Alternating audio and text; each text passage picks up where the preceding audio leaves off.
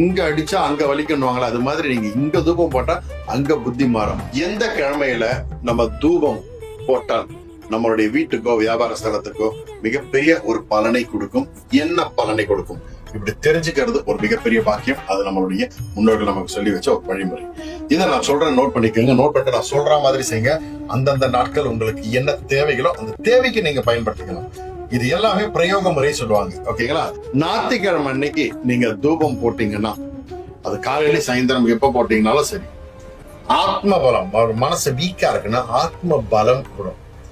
எல்லா செல்வாக்கும் நமக்கு வந்து சேரும். சகல விதமான செல்வாக்கு சொல்லுவாங்களா, அந்த செல்வாக்கு பெயர் புகழ் வந்து சேரும், ஓகேங்களா? இது ஞாயிற்றுக்கிழமையுடைய ஸ்பெஷல். அது மாத்திரம் இல்லாம ஈஸ்வரனுடைய அனுகிரகம் கிடைக்கும், சிவனுடைய அனுகிரகம் முழுசா வந்து கிடைக்கக்கூடியது இந்த ஞாயிற்றுக்கிழமை அன்னைக்கு நீங்க போடக்கூடிய தூபம். அடுத்து திங்கட்கிழமை அன்னைக்கு நீங்க